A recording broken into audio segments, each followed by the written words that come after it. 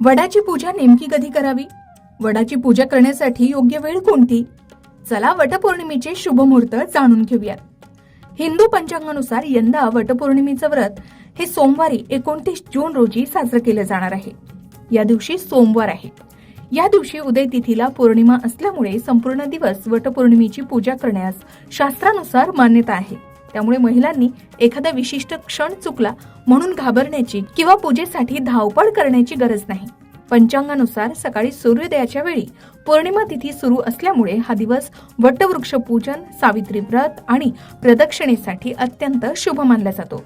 म्हणूनच सोमवारी 29 जून रोजी दिवसभर आपल्या सोयीनुसार वडाची पूजा करता येऊ शकेल. मात्र जर शक्य असेल तर शुभ मुहूर्तात पूजा केल्यास त्या पूजेचं पुण्य आणि आध्यात्मिक महत्व अधिक वाढतं असं धर्मशास्त्रात सांगितलंय. आता जाणून घेऊया सर्वात महत्वाचा प्रश्न, वडाची पूजा नेमकी कोणत्या वेळी करावी? आता जरी संपूर्ण दिवस पूजा करण्यास योग्य असला तरी पंचांगानुसार काही वेळा विशेष शुभ मानले जातात. सर्वश्रेष्ठ मुहूर्त या दिवशी आहे अमृत चौघडिया, जो सकाळी 8:55 पासून ते 10:40 असणार आहे. हा कालावधी अमृत चौघडिया म्हणून ओळखला जातो. हा दिवसातील सर्वात शुभ फलदायी आणि मंगल काळ मानला जातो. शक्य असल्यास याच वेळेत वडाच्या झाडाची पूजा करावी, दोरा गुंडाळावा, प्रदक्षिणा घालाव्यात आणि सावित्री सत्यवानाचं पूजन करावं असं सांगितलं जातं.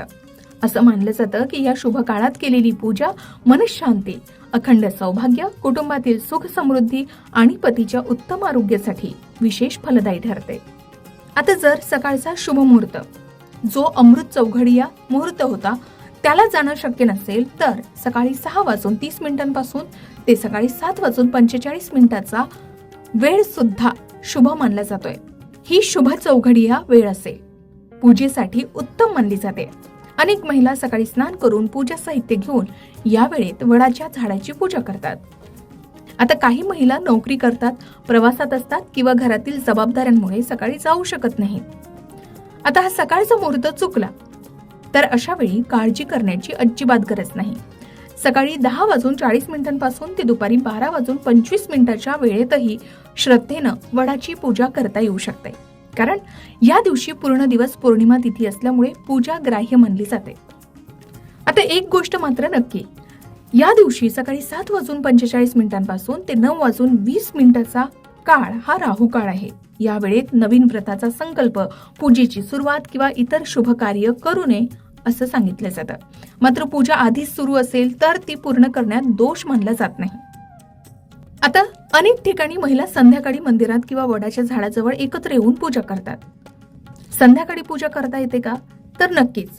उदय तिथी आणि पौर्णिमेचा प्रभाव हा दिवसभर असल्यामुळे संध्याकाळी ही भक्तिभावाने केलेली पूजा स्वीकारली जाते. मात्र मुहूर्त महत्वाचा असला तरी श्रद्धा, भक्ती आणि मनाची शुद्धता यांना सर्वाधिक महत्व दिलं जातं. श्रद्धेनं केलेली पूजा हीच सर्वात मोठी पूजा मानली जाते. आता जर अमृत चौघडियामध्ये पूजा करणं शक्य नसेल तरीही काळजी करू नका. पंचांगानुसार सकाळी 6:30 पासून ते 7:45 शुभ चौघडिया मुहूर्त हा उत्तम मानला जातोय. या वेळेत सुद्धा वडाच्या झाडाची पूजा करणं अत्यंत मंगलमय आणि शुभ मानलं जातं. आता वटपौर्णिमेच्या दिवशी मुहूर्ताला महत्व आहे, पण त्यापेक्षा मोठी गोष्ट म्हणजे श्रद्धा, भक्ती आणि आपल्या घरातील कुळाचार. त्यामुळे शक्य असल्यास शुभ मुहूर्तात पूजा करा. पण काही कारणामुळे ती वेळ चुकली तरी पौर्णिमा तिथी असताना मनापासून केलेली पूजा तितकीच फलदायी मानली गेली. म्हणून घाई किंवा भीती न बाळगता आपल्या सोयीनुसार आणि घरच्या परंपरेनुसार वटपौर्णिमेचं व्रत आणि वडाची पूजा करा असं सांगितलं जातं. आता वटपौर्णिमेच्या दिवशी योग्य वेळेत किंवा आपल्या सोयीनुसार श्रद्धेनं वडाची पूजा करावी. माता सावित्री आणि सत्यवानाचं स्मरण करून आपल्या पतीच्या दीर्घायुष्याची, कुटुंबाच्या सुखसमृद्धीची आणि अखंड सौभाग्याची मनोभावे प्रार्थना करावी. आता ज्या नवविवाहित महिला असतील त्यांना हे व्रत करायचं असेल पण माहिती नसेल की हे व्रत कसं करावं तर या संबंधित संपूर्ण माहितीचे वेगवेगळे व्हिडिओ तुम्हाला आमच्या चॅनलवर पाहायला मिळेलच. शिवाय आपल्या कुळाचाराप्रमाणे आणि आपल्या भागातील प्रथेनुसार, पद्धतीनुसार आपण वटपौर्णिमेचे व्रत करून पूजा करावी असं सांगितलं जातं. वटवृक्षाप्रमाणे तुमच्या संसाराला स्थैर्य लाभो, तुमच्या आयुष्यात आनंद, आरोग्य आणि भरभराट नांदो हीच माता सावित्रीच्या चरणी प्रार्थना. सर्व सुवासिनींना वटपौर्णिमेच्या हार्दिक शुभेच्छा. अशाच प्रकारे सणावारा संबंधित व्रतवैकल्य असतील, उपासना असतील, पूजाविधी संबंधित आणखी काही माहिती तुम्हाला हवी असेल, त्याचबरोबर वास्तुशास्त्र, ज्योतिषशास्त्र, अंकशास्त्र यांसारख्या विषयावर तुमच्या मनात काही शंका असतील तर त्या कमेंट बॉक्समध्ये नक्की विचारा.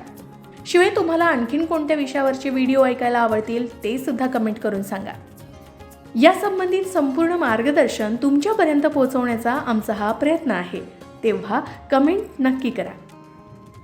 अशाच प्रकारच्या माहितीपूर्ण व्हिडिओसाठी लोकमत भक्ती चॅनलला नक्की सबस्क्राईब करा आणि बेल आयकॉनला क्लिक करा, म्हणजे आमच्या नवनवीन व्हिडिओचं नोटिफिकेशन तुम्हाला मिळत राहील. तसेच योग्य आध्यात्मिक मार्गदर्शनासाठी लोकमत भक्तीच्या फेसबुक पेज आणि इन्स्टा पेजला लाईक आणि फॉलो करायला विसरू नका.